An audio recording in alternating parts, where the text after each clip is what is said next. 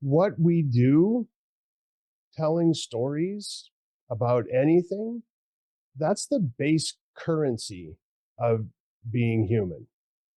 Exchanging stories is how we grow and live and learn and connect and build. So those stories need to be based on something that matters. And our values are the ultimate base level connective tissue for humans all over the world. Our values unite us. They honor our humanity. Welcome to the Smart Talk series, the show for professionals who want strategies, tips, and real talk about all things PR, marketing, and social media.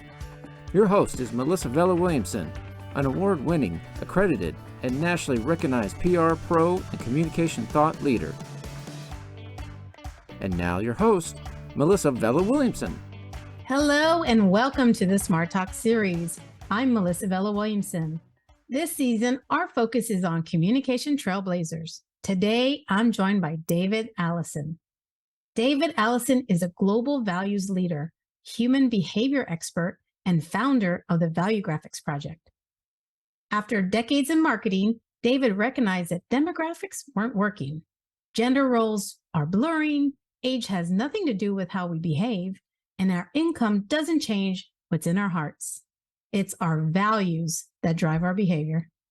He launched the Valuegraphics Project to create the first accurate inventory of core human values for everyone on Earth. After 750,000 surveys in 152 languages, we now have a complete directory of human decision-making, and innovative organizations like PayPal, Lululemon, and the United Nations Foundation are connecting with people in new and more profound ways by honoring what they value. Welcome, David. Thanks for having me over. Nice place you have here. I'm really excited for us to chat. I have written about value graphics and your concepts, both in my national PRSA column, as well as in my upcoming book that comes out October 25th. So we're going to dive right in. But tell us more about how you got there. Tell us about your background and then what you're up to today. Where I come from is the marketing and advertising world. So I had my own ad agency for a long, long time, and we specialized in a pretty cool sector. I still do a lot of work in this sector. I find it fascinating, but we were helping large scale real estate developers figure out the brand and how to sell everything from condos to resort homes so the whole condo tower. The guy building that would come to us and say, "Hey, David, what should we call this thing? Let's build a website. Let's brand it, position it, figure out how to get everybody to buy one of these condos." We did this really well for 10 years all over the world in all kinds of different cities. And what happened every single time that led me to the Valuegraphics Project is exactly the same pattern. You start every project just like you do in PR. You sit around and say, okay, who's our people? What's the target audience description here? Who are we trying to impact, engage, motivate? And largely, you use demographics to describe these folks. So at the time I was doing all this work in the real estate sector, I called them all Bob and Sally, because it was always aging baby boomers selling their single family home in the suburbs and moving to a stacked urban environment in downtown Gotham City, where they were going to live out their retirement years and spend some of the extra money from selling the home to buy a place somewhere warm to go for the winter. So we did this over and over and over again, and every single time the demographics were the same. A little bit of psychographic differences from one to another, but primarily it was Bob and Sally over and over. That's how we're trying to sell. The cool thing about the real estate industry is if you do your job really well, 6 months to a year after selling all 300 condos in a tower somewhere, you get to meet them all because you're all in a room with a glass of cheap champagne and a shrimp on a stick, and you're celebrating the new building they're all going to live in. And I kept looking around these rooms, and about 10 or 15% of the people in the room were Bob and Sally. So who were all those other people? Why were they here? Who are you guys? I didn't advertise. I didn't write messages for you. I didn't buy stuff in your channels. I didn't do anything to get you here. And yet here you are. Wow. And then we would just go and do it again and again and again and again and again and again and again. And so when I finally sold that company, I thought, we should think about that because that's pretty darn inefficient. We're wasting 85% of our time and money talking to people who don't show up. And then these strangers come thank you all for coming and helping me look like a successful marketing guy, but we didn't even talk to them. So let's figure out what's going on here. Fast forward to today, and I'll give you a couple quick stats to maybe just set the stage for what we can talk about. So now, as you've mentioned, we've done 750,000 surveys around the world in 152 languages. It boggles my mind when I think back to all that data that we've crunched. And we can measure how similar groups of people are with incredible accuracy, more accuracy than you need for a PhD from Harvard. So if we look at any demographic label, gender, income, marital status, number of kids, education, all the stuff. We all know all the labels that we use when we're defining a demographic target audience. And say, how often are the people inside each of those buckets? How similar are they? How targetable are they? Well, they all vary a little bit from one bucket to the next, but on average, they're 10.5% similar, 10.5% aligned on what they believe life is all about and how they make decisions about everything in their lives. Wow. So now go back to the room with the shrimp on the stick and the champagne. I'm looking around and going, who are all these people? They don't look like the people I thought I wanted to get here. They're not Bob and Sally. They look different because I was looking at them with the demographic lens. What I should have been doing is saying, you know what? They're all identical. They're all here because of a set of values that drove them here. And that's what we can measure now. We can look at those rooms and say, they may all look different on the outside, but on the inside, what makes them human? These folks are all exactly the same. So if we know that in advance instead of afterwards, then we're golden. That's powerful. I mean, about what year was that? Because I think it's still progressive for you to have this idea, for you to be driven this way. I sometimes wake up in the morning and wish I just like invented the proverbial better mousetrap, because then everybody knows what a mousetrap is and they just come buy mine because it's a little bit better. We've invented a thing here that's taking a long time to get it to seep into the DNA of the way companies work, because we've been using demographic profiling for millennia.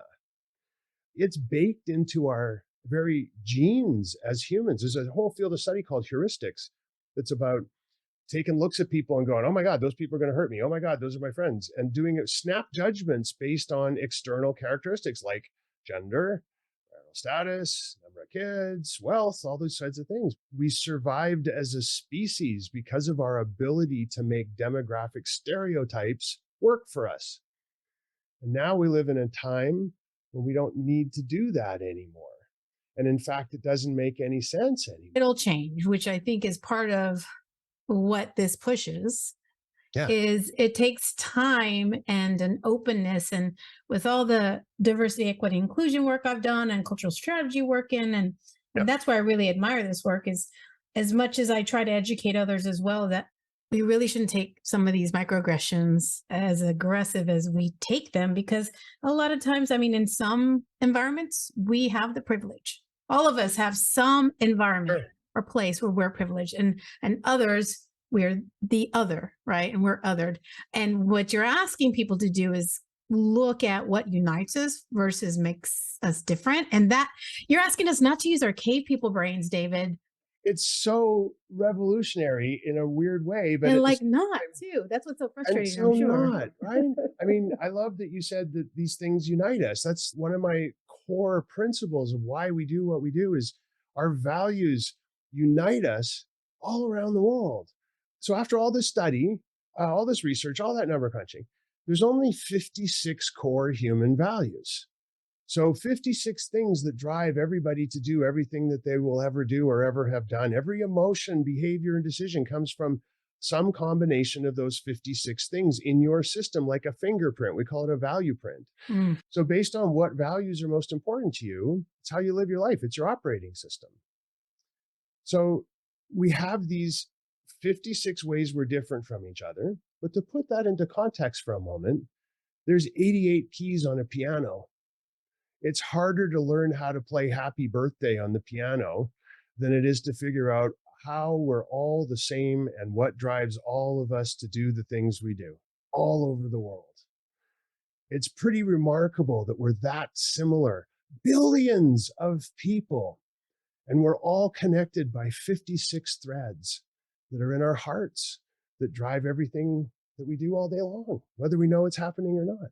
It's a beautiful thing to have found that the operating system for being human is that simple. Now, there are differences in different parts of the world.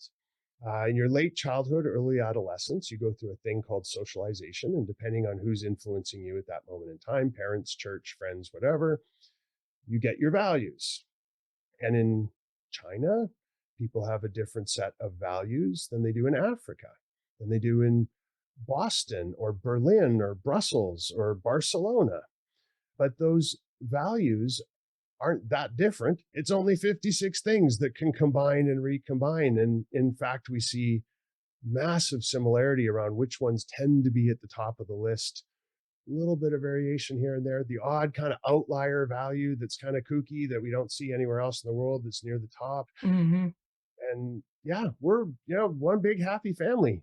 Well, I'm going to jump in and tell you what struck me when I was, it must have been the book where I got this nugget, but that the top value globally, and correct me if I'm wrong, was togetherness. Close. Yeah. What is the top one? Well, togetherness is a cluster of 5 values. Right. Top value around the world is family. Not togetherness? There's 5 values that are all togetherness values. Yeah. And those 5 togetherness values, if you look at them as a kind of a cluster of values, they are at the top everywhere.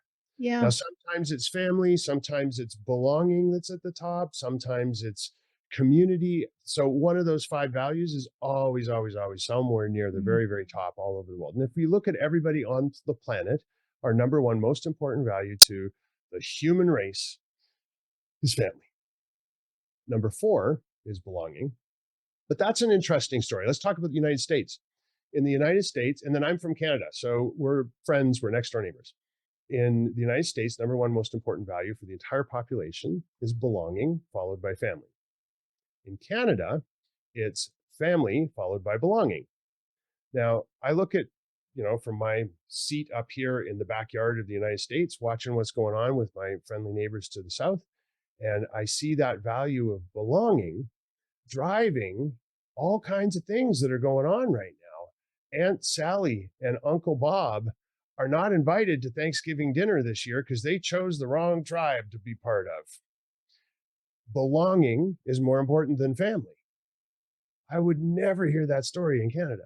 You'd never hear that we disowned a member of our family because of their political affiliations, of the tribe that they chose to belong to.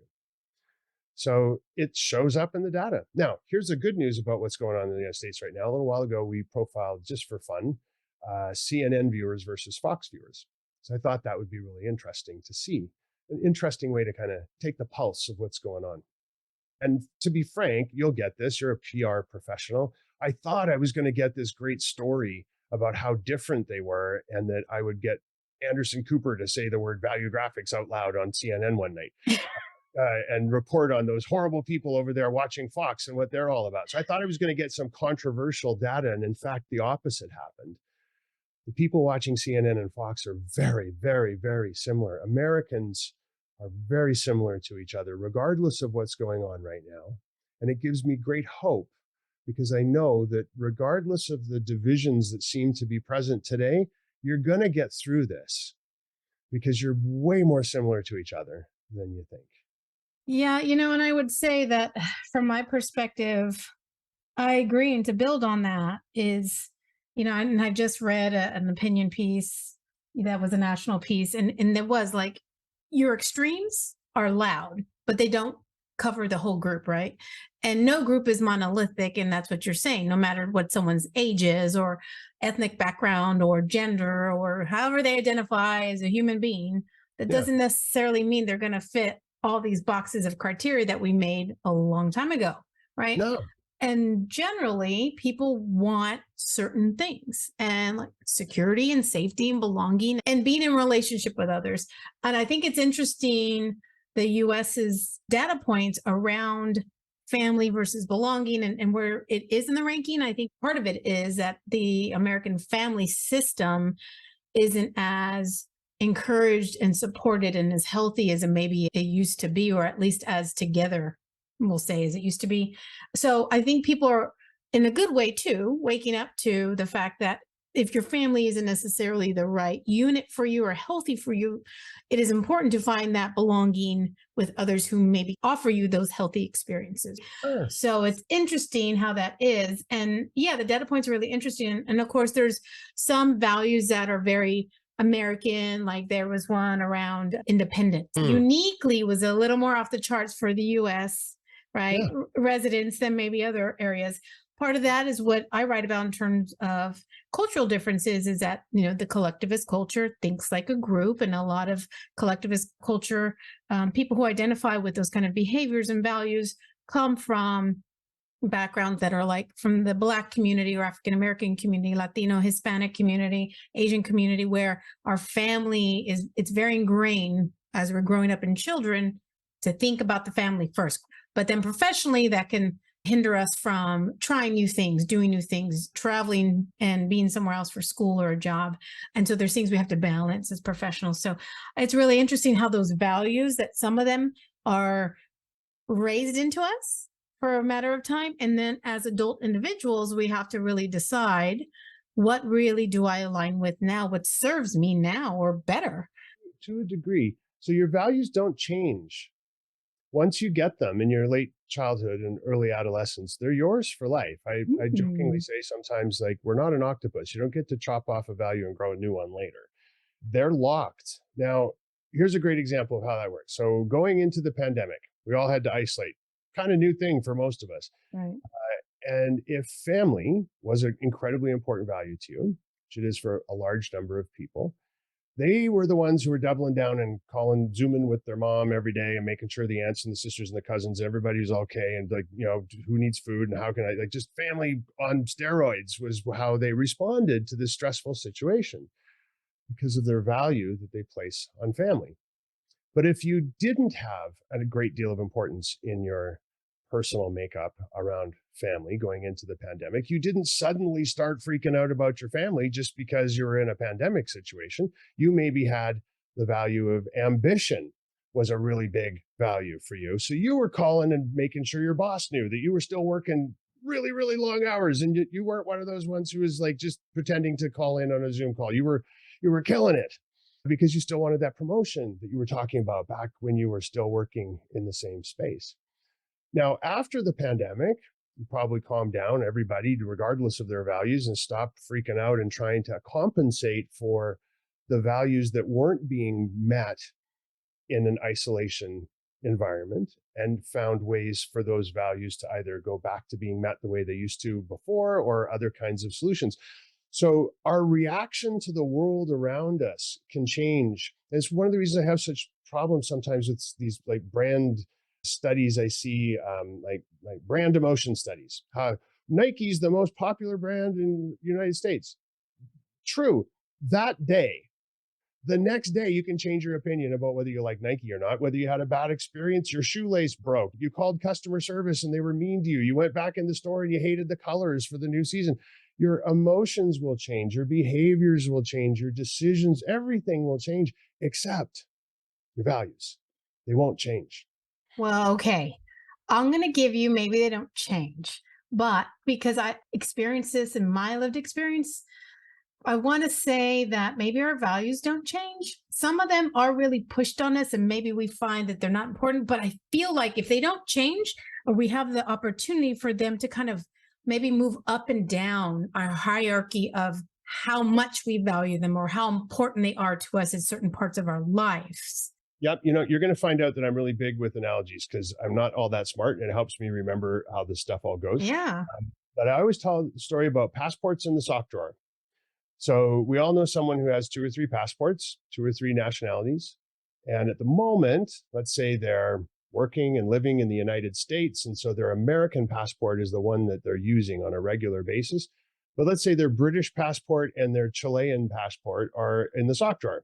They don't lose them. They're just hanging out there in the sock drawer. Then they meet someone and they decide they're going to move to London and start a new life there with the new love of their life. Now the British passport's the one that they're using every day, and the American passport's in the sock drawer.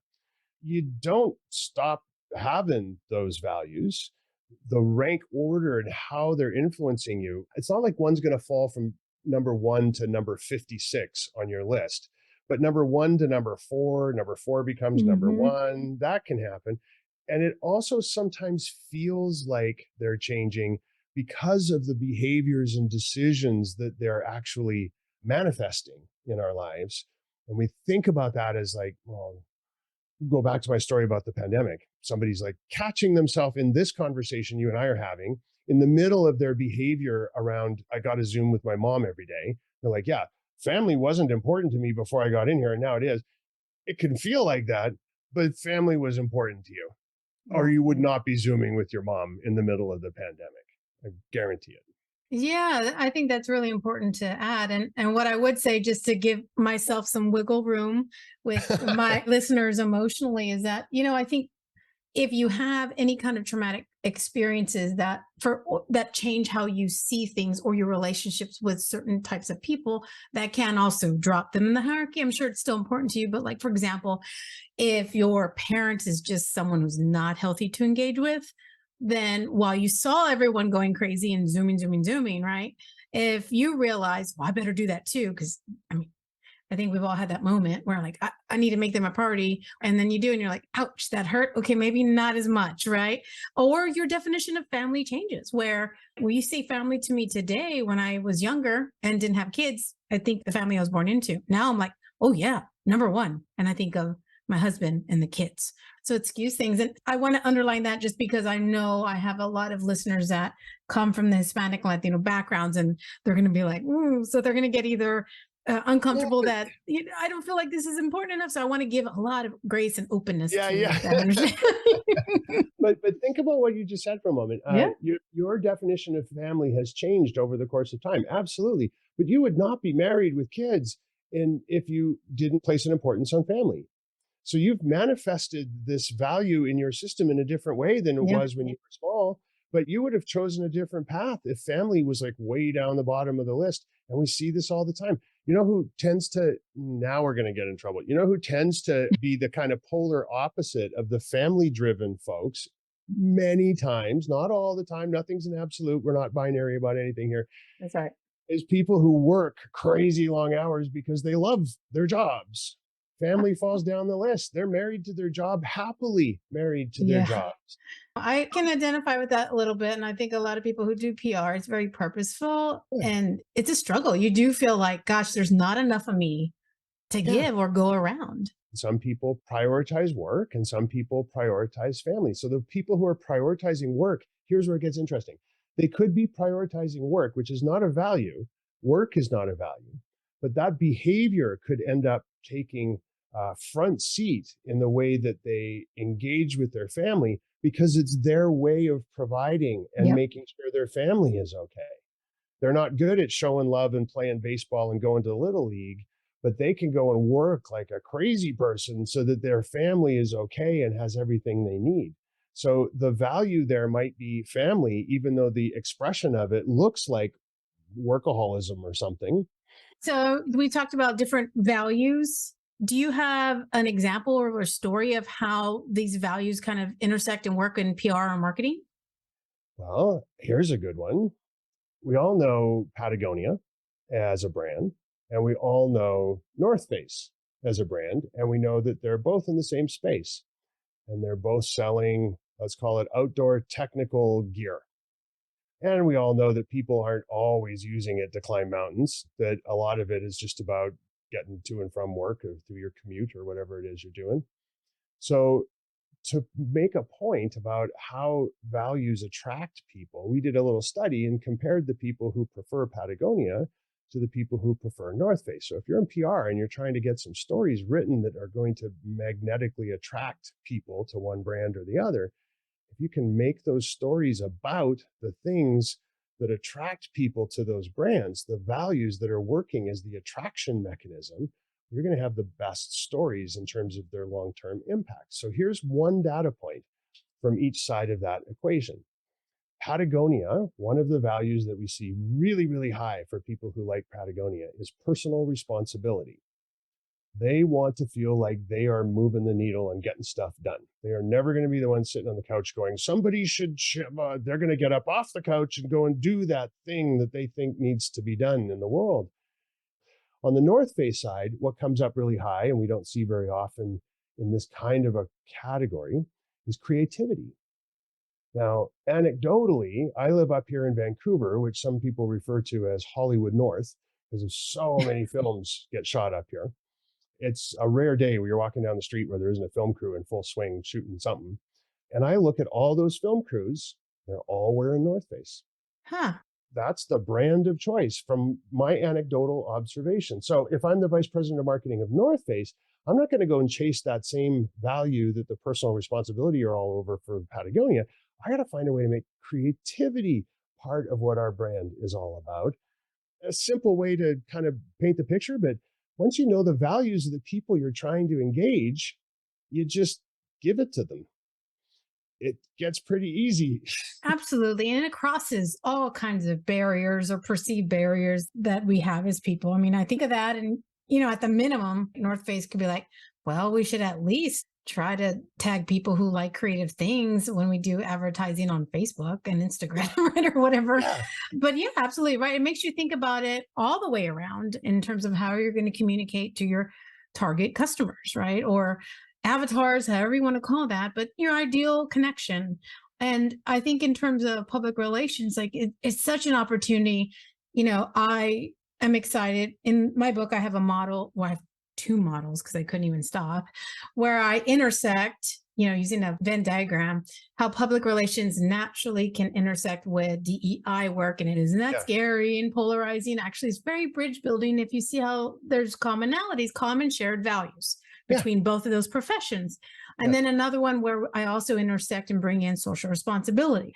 So it's not just things we should do. It's like, if you're supposed to go there as an organization and a corporation, like here's how you go there with these two practices and principles. And I think part of it is really just thinking about what values people have, because that is their why. And that's what motivates them. And it crosses the boundaries. Yeah. That's what I'm certainly trying to do with these concepts that I think seem intimidating to other professionals. I'm like, think about what connects us versus what we're different about, right? And that is progressive and that is different. So your clients, I'm sure, benefited from the surveys you've done for them and the values, but was there any momentous stories that you can think of? Let's talk about the Environmental Defense Fund out of Washington, D.C. We went and did a segmentation study for them, which is what we sell, is highly accurate descriptions of the various kinds of people, segments of people within a target audience. And they were interested in their donors for obvious reasons. That's the fuel that makes a not-for-profit go forward. So here's the thing. There's other segmentation models out there and companies who do segmentations. They tend to have a set number of okay, we got 100 different kinds of people. And for you, it's these three. And for you, it's these three. So we don't do that. We let the data tell us what's going on. And we've yet to come across the same profile more than once. So we always have to make up kooky names for them. So one of the segments we found, we call them the guilty as charged. And here's why. These folks are donating to the Environmental Defense Fund because they feel guilty about the behaviors and decisions they're making as a result of the value they place on experiences. They're flying all over the world to go climb Kathmandu and go hiking in Peru and do all these cool things. And they know that every time they get on one of those planes, that they're not doing happy things for the planet. So they make a donation to the Environmental Defense Fund. Now, when I said this in the boardroom, somebody was like, oh, that explains it. And I'm like, what are you talking about? I said, well, in our database, there's these people that kind of fit into that. Now I know why, but they give us different amounts of money at different times of year in a really irregular, hard to pin down pattern. Everyone else, it's like we get a gift at Easter or we get a gift at Christmas or whatever. These folks are kind of all over the map and different amounts of money. And clearly what they're doing is they're given based on just how guilty they feel about the particular trip that they just took. So did you fly around the world in a business class private jet? That is a big donation. You just took a little commuter hop 20 minutes away, small donation. So they saw that pattern happening in their data, and we were able to tell them why it was happening. Now, what they did with that shouldn't tell you because that's their own proprietary strategic response to the situation. But let's just say one of the values we know is true for people who tend to be environmentally concerned is the value of personal responsibility. So these folks like to feel like they're the ones who get stuff done, that they're in control, that they're moving the dials and the needles on the dashboard. So if we gave them the ability to harness that guilt and turn it into a thing where they feel like they are making things happen, they're going to be far more inclined to carry on with the behaviors that we'd like them to carry on with. Let's say that. I saw what you did last summer. Like, Yeah. Oh, and you know what? That was what was fascinating. So yeah. it was the first thing we had to do in that boardroom. God bless everybody who works at the Environmental Defense Fund. They are there because that's where they need to be and they love what they do. The first conversation we had to have was revealed the segment. These people know they're doing something wrong and they're giving you money because they feel guilty. Their response was, well, they should stop. Yeah, but they're not gonna. Well, they should.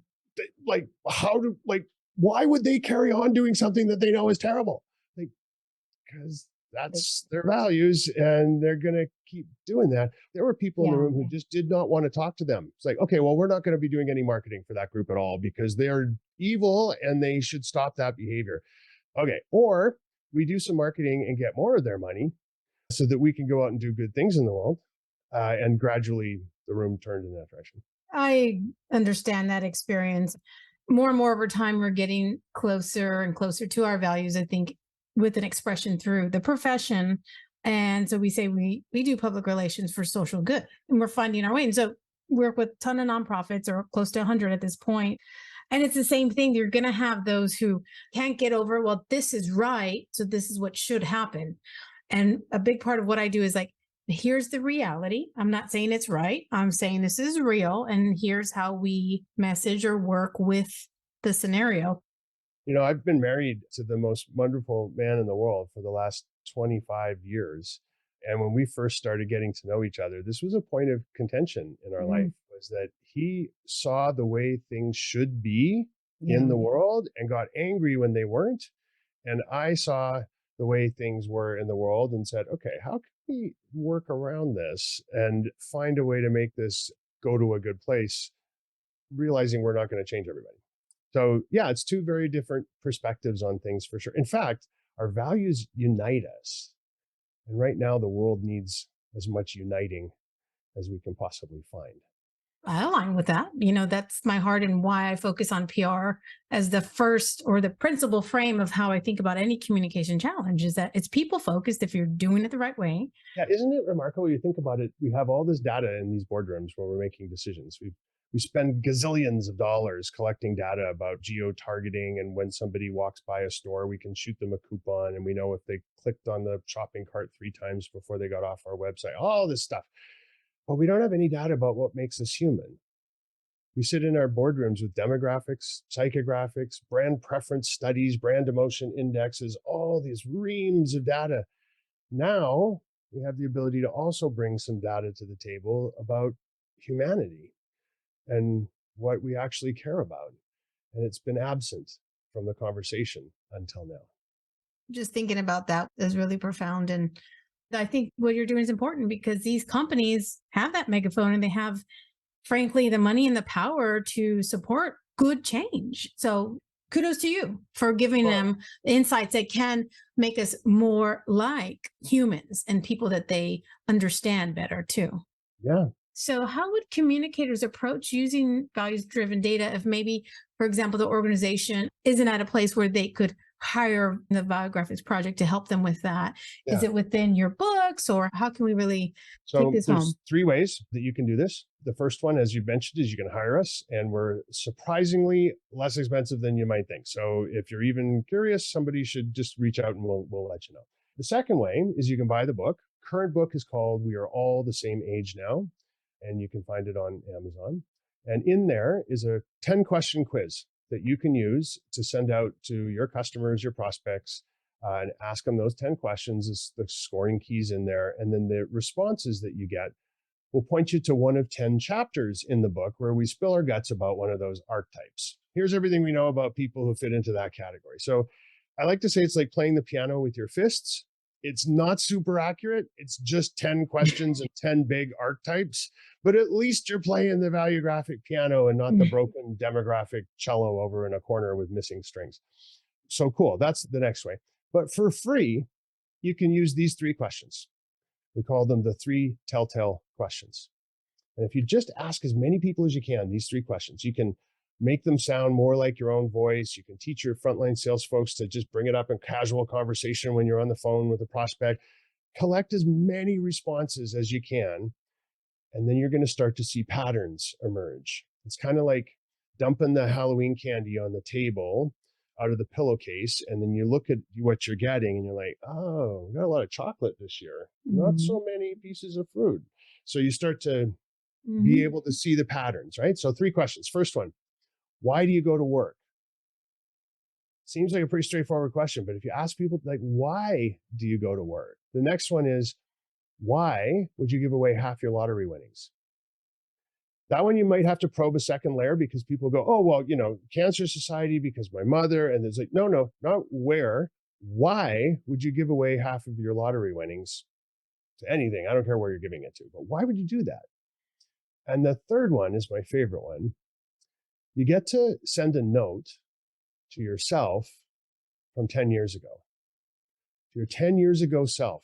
What would you say to your 10 years ago self? And more importantly, why would you say those things? What's the piece of advice you'd like to give to yourself from 10 years ago? The advice is interesting, but why would you give them that piece of advice? So ask as many people as you can those questions. You'll see patterns emerge, signals in the noise, and you'll be able to watch those bubble to the surface. And that's people telling you why they do these things that are large scale decisions that they're making. That's, again, the least accurate of the 3 tools I've talked about today, but it's a great way to just start playing with this. Just talk to your friends about those questions around your next dinner table, party, conversation, cocktail bar, whatever you're at. Just bring it up in a way that doesn't make it sound creepy and weird that you're grilling them, and just start to see how people answer. You'll see values come to the surface. It's a fascinating thing to do. 2 things come to mind. Number 1, I'm like, that's so fun, because as adults, we get told not to ask why anymore. That's a big, important question. And I like that all of your questions started with that, because I don't think people think about that why very much. I make fun of Simon Sinek, but I mean, I do owe him a debt of gratitude. He opened everyone's eyes to the importance of what's the value that's driving your behaviors right now. He called it why. Why are you doing that thing? It's basically saying, what are the values behind your behaviors, decisions, emotions, the way you set your life up? All we've done is taken this behavioral science truth that values drive everything in our lives, and we put data on it. We didn't invent this. This has been going on for decades. It's how humans have behaved since the dawn of time. Behavioral scientists around the world have been studying this for a long, long time. Simon Sinek's running around going, why? And that's getting people to start to get down to that level of what's driving you. We just added data. It's like the next evolution of it. That's really cool. Yeah. And just want to acknowledge you as a trailblazer. And my whole season is about communication trailblazers who not only pioneered something new, but have left a smoother path for those behind to understand our world and how to better communicate in it. Is there anything you would want young professionals, whether they're marketing side of the house or PR side of the house, advertising, like those who come after you, what should they know? What we do, telling stories about anything, that's the base currency of being human. Exchanging stories is how we grow and live and learn and connect and build. So what you're doing is really important. So you need to think about the responsibility that comes with that level of importance you have in terms of how you're impacting the culture that's growing up around you. Those stories need to be based on something that matters. And our values are the ultimate base level connective tissue for humans all over the world. Our values unite us, they honor our humanity. So make your stories about what matters. Find a way to bring it back to values, bring it back to that beacon that can help unite the world around the stuff that makes us all the same. Well, we're sending that on up to Hollywood. So, and because that's really important. I love it. That's great. So I ask all my guests this question because I love this concept. What does smart talk mean to you? Well, what we should be striving for. We all love talking these days. There's a phrase out there about the democratization of media. Since social media has come along, we all have a megaphone. And so as a result, there's so much talk going on, and a whole lot of it isn't smart. Yeah. A whole lot of it's stupid. And it's stupid things being said in stupid ways about stupid stuff to people who are stupid enough to believe it. And so we need a filter. And if we can maybe keep that as a little mantra and say, you know what, I'm going to focus on the smart talk. I want to be part of the smart talk. I want smart talk to be the way that I engage with all of the noise that I encounter in the course of my day. Yeah. All right. Well, you champion smart talk. I'm going to champion value graphics. Deal. We'll take care of the world. Deal. All right, David. I'm sure everyone's really excited to learn more about you and Valuegraphics Project and your upcoming book. What's the best way for our listeners to connect with you or the Valuegraphics Project? Well, valuegraphics.com. And Valuegraphics is spelled just like it sounds, just like demographics, VALUE graphics. Keep the E in there. Some people like to leave it out. Valuegraphics.com. And if you want to connect on social, home base for me is LinkedIn. Well, thank you, David. Sharing all your knowledge with us today is really incredible. Thanks for having me. It's been so much fun. Great talk. And thank you to our listeners for joining us for today's episode. We love unpacking communication topics to elevate our industry practice. Keep an eye out for the release of Smart Talk, the book, this fall by following the podcast and our MVW Communication social media channels. And if you enter your email at mvw360.com/book, you'll get updates on the release of my book. You'll be the first to know every milestone we make. And as always, think smart and communicate smart. And I'll see you next time. Thank you for joining us for another episode of the Smart Talk series. If you learned something or enjoyed our conversation, share it on social media or send to a friend. To learn more about this and other communication topics, visit mvw360.com. That's mvw360.com.